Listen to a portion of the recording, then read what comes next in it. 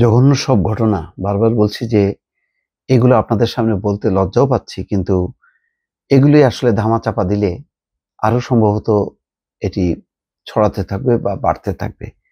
সেই কারণে ঘটনাগুলো যখন নাকি সামনে আসছে তখন এগুলি প্রতিরোধ করতে হবে, সেই চিন্তা নিয়েই আপনাদের সামনে এই খবরগুলো উপস্থাপন করি। দেখেন, একটা শিরোনাম বলি, কত লজ্জার। ঢাকা পোস্ট: নিজের মেয়েকে ধর্ষণ, মায়ের কৌশলে ধরা পড়লেন বাবা। মানে আমি জানি না এই কি হয়ে গেল আমাদের। এত বিকারগ্রস্ত, এত ব্যভিচার, এত অনাচার পরিবারের ভেতরে ঢুকে গেল। পরিবারের কাছে যদি পরিবারের সদস্যরাই নিরাপদ না থাকে, তাহলে বাইরের মানুষের কাছে আপনি কি প্রত্যাশা করবেন? দেখেন ঘটনাটা কি।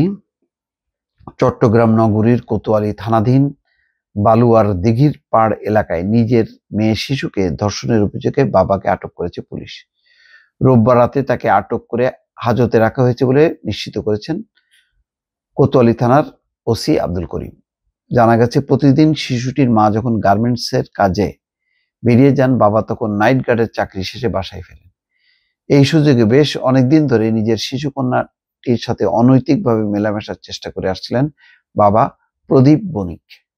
এর আগে যতবারই এমন ধর্ষণের ঘটনা ঘটেছে, শিশুটি তার মা বাসায় ফেরার পর বোঝানোর চেষ্টা করেছে, কান্নাকাটিও করত, কিন্তু মায়ের কাছেও পুরো বিষয়টি অবিশ্বাস্য মনে হতো। কয়েকদিন আগেও শিশুটিকে যখন বাবা প্রদীপ বণিক ধর্ষণ করে, তখন মেয়েটি সারাক্ষণই কান্নাকাটি করতে থাকে। এক পর্যায়ে মাকে সবকিছু খুলে বলে। তখন মা তাকে একটা মোবাইল হাতে দিয়ে বলেন, যখনই বাবা ওই রকম কিছু করার চেষ্টা করবে তখন মোবাইলে ভিডিও করে রাখবা।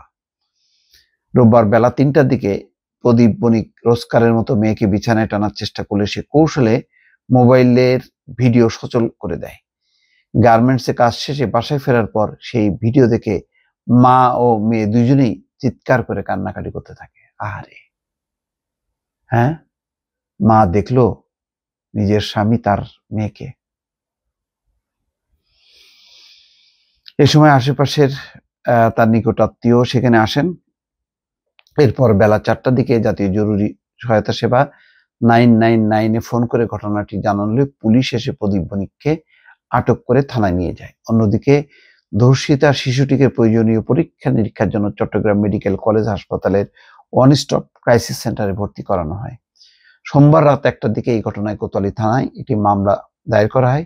স্বামীর বিরুদ্ধে ধর্ষণের মামলার বাদী হয়েছেন শিশুটির মা নিজে। ন্যাক্কারজনক। এই মা এই বাচ্চাটাকে নিয়ে কিভাবে বাঁচবে, কিভাবে মুখ দেখাবে? এটা তো একটা পুরো পরিবারের আত্মহননের মতন ঘটনা। এই লোক, এই প্রদীপ, সেও বাঁচবে কিভাবে এত লজ্জা নিয়ে? আর এই মা এই মেয়েকে নিয়ে কি করবে? সমাজের কোথাও দাঁড়াতে পারবে? আমি জানি না।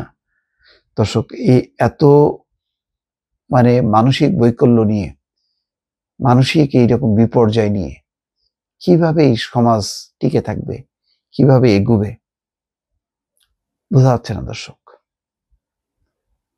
আবারও বলি, দোয়া করবেন, আল্লাহ যেন সবাইকে হেদায়েত করে। আমিন। আল্লাহ হাফেজ।